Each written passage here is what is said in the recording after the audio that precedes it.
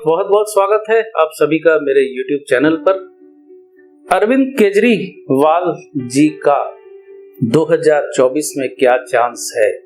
जैसा कि आप जानते हैं, कौन बनेगा प्रधानमंत्री की एक सीरीज चला रहा हूं मैं छोटी सी, और ज्योतिषीय विश्लेषण करने की कोशिश कर रहा हूं। किसी भी पार्टी के ना मैं पक्ष में हूं, ना मैं विपक्ष में हूं, ना ही मैं किसी नेता के पक्ष में हूं, ना ही मैं किसी नेता के विपक्ष में हूं। मेरा सिर्फ सीधा साधा ज्योतिषीय विश्लेषण है इन सभी कुंडलियों पे, जो मैं देने की कोशिश कर रहा हूं। तो अरविंद केजरीवाल जी की पॉसिबिलिटी 2024 में प्रधानमंत्री बनने की बन रही है या नहीं, उस पर चर्चा करेंगे। बहुत लोगों ने रिक्वेस्ट की कि अरविंद केजरीवाल जी के जन्म विवरण का विश्लेषण भी किया जाए, तो थोड़ा सा समय बांधने के लिए अरविंद केजरीवाल जी के बारे में छोटी सी जानकारी पहले मैं बताता हूं आपको। अरविंद केजरीवाल जी का जन्म 16 अगस्त 1968 को हुआ था और ये आम आदमी पार्टी के राष्ट्रीय संयोजक है और दिल्ली के वर्तमान में मुख्यमंत्री है।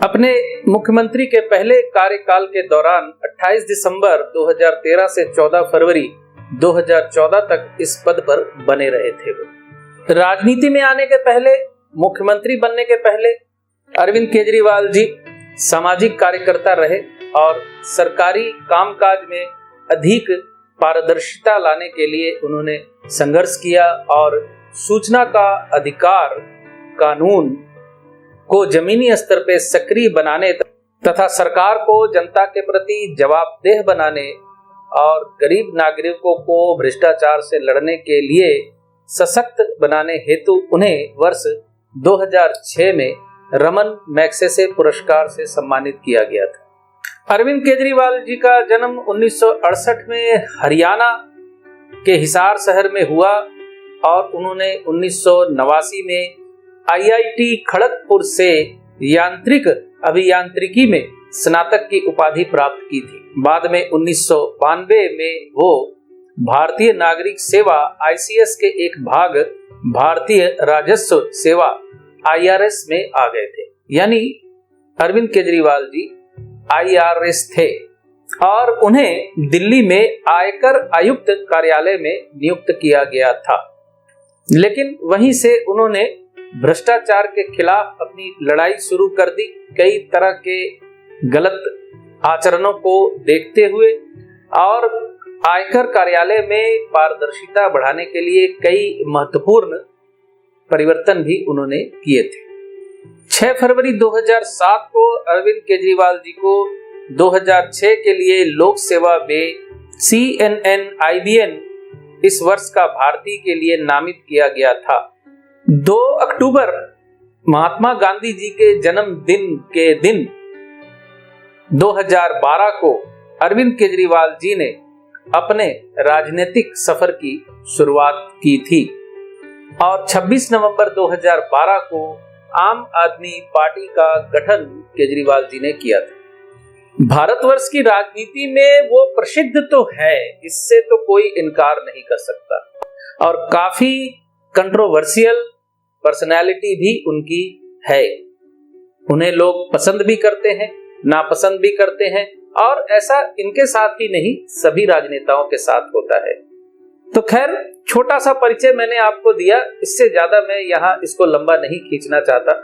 मेरा मकसद अरविंद केजरीवाल जी की जीवनी बताने का नहीं है, मैं उनकी कुंडली पे चर्चा करना चाहता हूं और कुंडली पे चर्चा करनी है। मैंने ये कुछ बातें थोड़ा सा वीडियो को रोचक बनाने के लिए डाल दी है मैंने। तो चलिए हम अब सीधे चलते हैं उनकी कुंडली पे और देखते हैं कि 2024 में उनके लिए क्या पॉसिबिलिटी है प्रधानमंत्री पद तक पहुंचने की।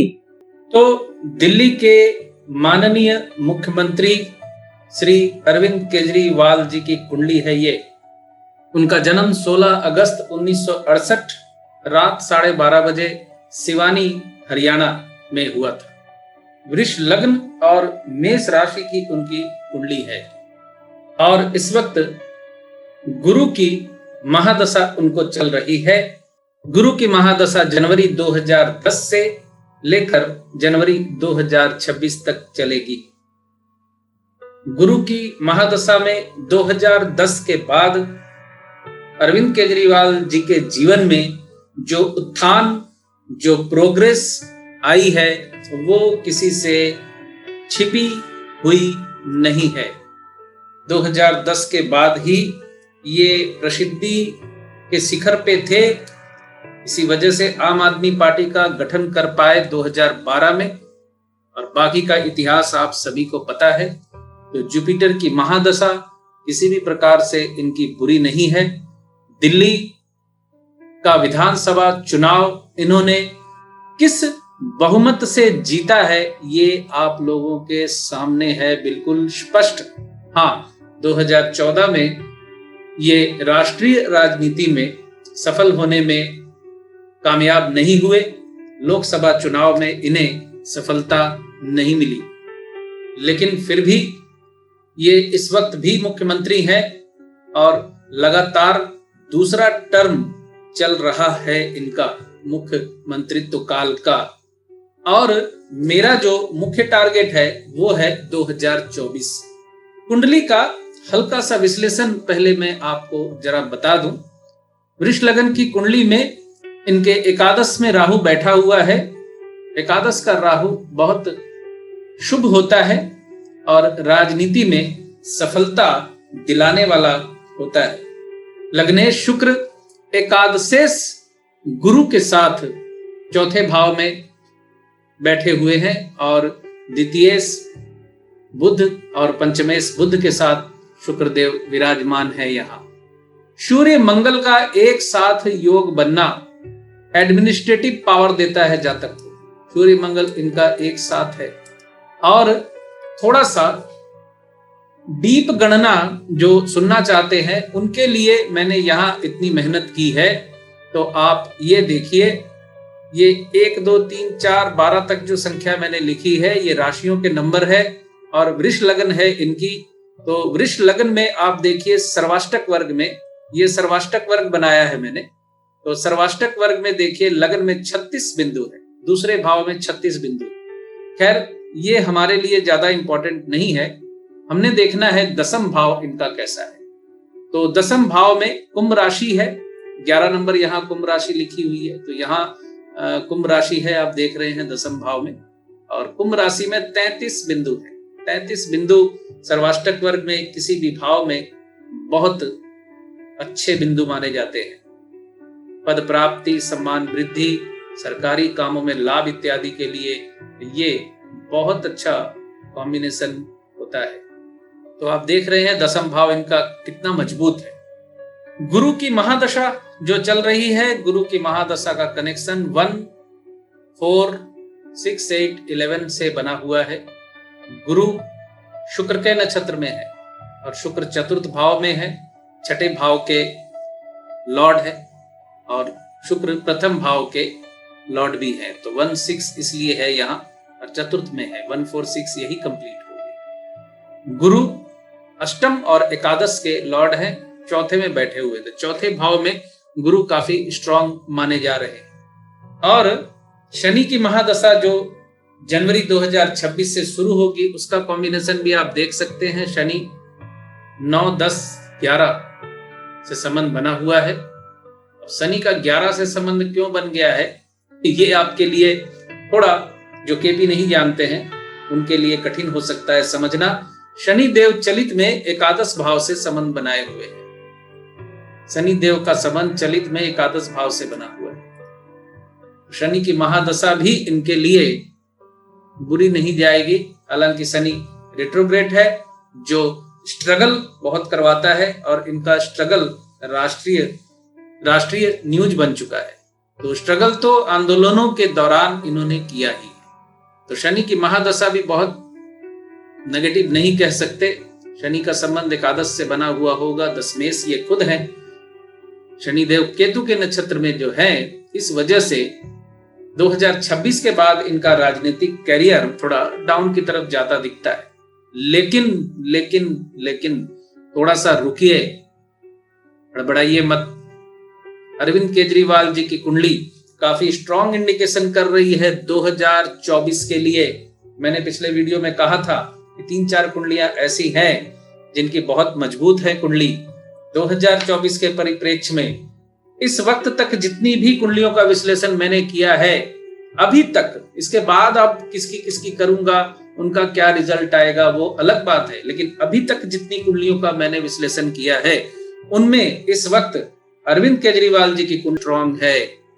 अब कैसे मैं बताता हूं। जुपिटर की महादशा इनकी चल रही है भिन्नाष्टक वर्ग में। ये जो जुपिटर के पास मैंने 7 नंबर लिखा है, भिन्नाष्टक वर्ग में गुरुदेव को 7 बिंदु मिले हुए हैं, यानी जुपिटर बहुत स्ट्रांग है इनका भिन्नाष्टक वर्ग में।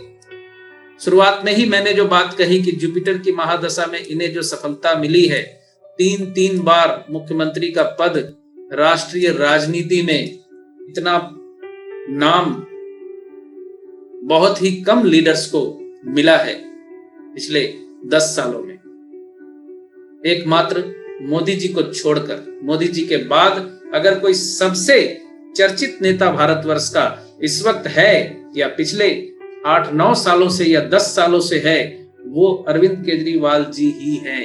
कुंडली में कोई दम ना हो तो कोई चर्चा का विषय नहीं बनता है, इस बात को समझना होगा आप लोगों को।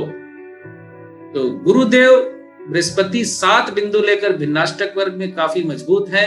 हाँ, शनि देव के बिंदु 3 हैं जो कि कमजोर है। गुरु की महादशा से शनि की महादशा जो है थोड़ी कमजोर होगी, लेकिन असली मुद्दा अभी बाकी है जो मैं आपका ध्यान आकर्षण करवाना चाहता हूं जिसकी तरफ, वो है राहु। 2 सितंबर 2023 से जनवरी 2026 तक अंतर्दशा रहेगी राहु की गुरुदेव बृहस्पति की महादशा में, और राहु की महादशा के दौरान ही लोकसभा चुनाव होगा 2024 का। राहु राजनीति का कारक होता है, ये बात ज्योतिष की थोड़ी बहुत समझ रखने वाले भी जानते हैं। तो राहु की ये अंतर्दशा, राहु एकादश में बैठे हुए हैं, 2, 4, 5 का कॉम्बिनेशन बना हुआ है, और बुध का जो स्थान है चतुर्थ भाव में बैठे हुए हैं, वो चौथे भाव में जमे हुए हैं। बुध स्थिर राशि में है, राहु एकादश में है। लोकसभा चुनाव में अरविंद केजरीवाल जी के प्रधानमंत्री पद तक पहुंचने के प्रतिशत या योग बहुत मजबूत हैं। 60 से 70% मानकर चल सकते हैं। आप तर्क के खातिर बोल सकते हैं कि आम आदमी पार्टी की तो राष्ट्रीय पकड़ ज्यादा है नहीं, लेकिन 2024 में अगर गठबंधन वाली स्थिति बनी तो अरविंद केजरीवाल जी का नाम गठबंधन के नेता के तौर पे उभर सकता है। तो 2024 लोकसभा चुनाव में कौन बनेगा प्रधानमंत्री की कड़ी में, अरविंद केजरीवाल जी की कुंडली इस वक्त तक जितनी भी कुंडलियों का अध्ययन मैंने किया है उसमें इनकी कुंडली सबसे ज्यादा मजबूत और फाइनल डेस्टिनेशन की तरफ बढ़ती हुई नजर आ रही है। आप समझ लीजिए धावकों की दौड़ चल रही है ये ट्रैक पे, और कोई आगे और कोई पीछे और कोई सबसे ज्यादा फाइनल लाइन के नजदीक पहुंचता हुआ नजर आएगा। राहु की अंतर्दशा जो 2 सितंबर 2023 से 2026 तक चलेगी, इस बिंदु पे कुछ लोग मुझ पर सवाल उठा सकते हैं कि आप तो कह रहे थे कि दशम का संबंध होना जरूरी है, राहु का तो दशम से संबंध नहीं बन रहा है। तो मेरी बात दोबारा ध्यान से सुनिए, ध्यान से ज्योतिष के बेसिक को समझिए, शनिवत राहु के रूल को समझिए। राहु देव जो है वो शनि के जैसा फल करते हैं, ठीक है। राहु की अंतर्दशा हो सकता है इस बृहस्पति की महादशा में सबसे ज्यादा मजबूत अंतर्दशा होकर निकले, यानी इसके पहले तो मुख्यमंत्री पद तक वो पहुंच ही गए थे, राहु की अंतर्दशा में हो सकता है उससे भी बड़ा कोई पद इनका इंतजार कर रहा हो। आप इतना तो मानेंगे कि गठबंधन की राजनीति में प्रधानमंत्री ये ना भी बन पाए तो केंद्र में कोई मजबूत भूमिका आने वाले समय में निभाते हुए नजर आ सकते हैं। अगर नजर आए तो आश्चर्य होने की कोई जरूरत नहीं है। और यहां विश्लेषण खत्म करने के पहले एक बात फिर दोहराऊंगा, मेरा विश्लेषण जो है सिर्फ ज्योतिषीय विश्लेषण है, किसी भी नेता के पक्ष या विपक्ष में नहीं है। तो ये विश्लेषण देखा आपने अरविंद केजरीवाल जी की कुंडली का।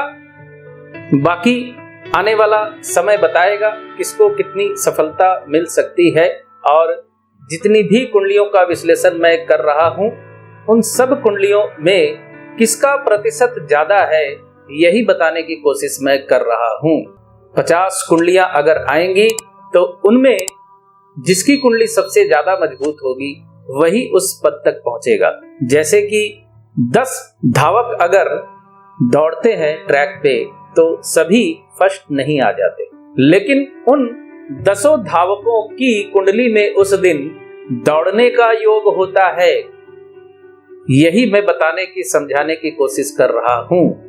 प्रतिशत मापना या नापना बहुत जरूरी है। खैर, इजाजत दीजिए। बहुत बहुत धन्यवाद आप सभी का जुड़े रहने के लिए। खुश रहिए, स्वस्थ रहिए।